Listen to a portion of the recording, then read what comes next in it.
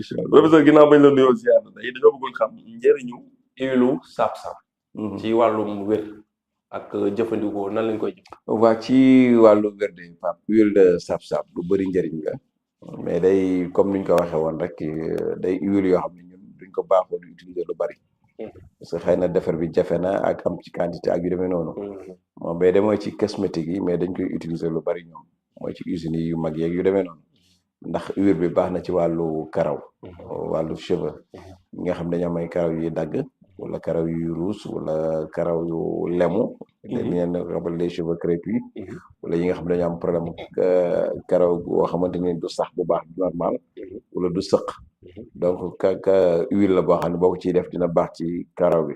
surtout la chute des cheveux ñi nga xam ne karaw buy dagg daf leen a yàpp suñ koy utiliser moom huile de saab-saab boobu muy garabu saab-saab bii baax na ci trop baax na ci aussi li ñuy wax les maladies de la peau les maladies de la peau mooy góom yeeg picc yeeg taab yeeg yooyu tache yeeg yooyu baax na ci mais aussi garab goo xam ne day nourrir la peau day dundal yaram aussi huile bi day dundalaat yaram day rafetal yaram ba mu rafet mais day lutter aussi contre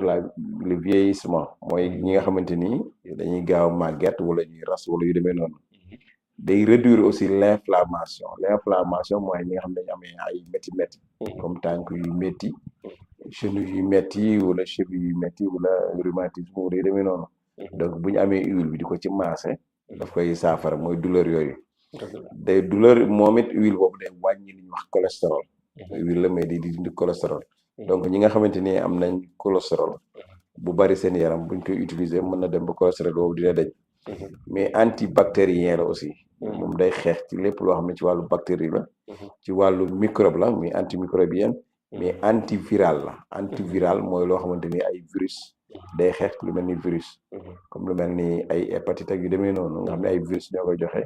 donc huile boobu da ciy baax day baax ci loo xamante ni day lutter contre les virus donc day nekk loo xamante ni daf day lutter contre les nu mu tuddati cicatrisant maanaam dafa gaaw processus la yoo xam ne day gaaw ci wéral ay léget ak yu demee noonu maanaam koo xam dafa amee góom wala picc wala yu demee noonu daf koy gaaw a wéral day gaaw a wéral ay góom ak yu demee noonu waaw même ba ci li ñuy wax les picc kanam yi mooy ay acné ak yooyu huile de saab-saab yi baax na donc saab-saab mooy dafa nekk plante boo xamante ni Pape njëriñ yi mu làmboo dafa bari ci wàllu garab bi ci wàllu doom bi ci wàllu reen beeg yëpp ba huile bi gis nga yooyu yëpp ci wàllu cosmétique dañ koy utiliser donc am na ñoo xam ne dañ ci defar saabu mais saabu yi ci bëri nag ci xob bi lañ ko gën a defar parce que pour nga am ci quantité ci huile bi day metti duñ ko mën a def soit dañ ko ci laal tuuti rek wala ñu jël saabu bi defaree ko xob yi parfois noonu lañ koy defaree quoi waaw mais day graine mais graine yooyu ñu bëri peut-être waaw xob yi lañuy gën a daal lañuy gën a utiliser ci côté boobu quoi donc gis nga kon huile bi am na bëri na njëriñ trop quoi incha allah xam naa comme li bi ñu doon ci huile garga mboos bi lay nekk rek day nekk waaw ay problème garab la yoo xamante ni xëy na dañ si vidéo bi di ñëw parce que ci côté économie bi xëy na buñ ci waxtaanee dina gën a yaatu mais day nekk ay garab yoo xam ni nit ñi dañuy négliger kii potentialité yi mu am mais loolu wax dëgg yàlla am na solo macha allah ci wàllum faj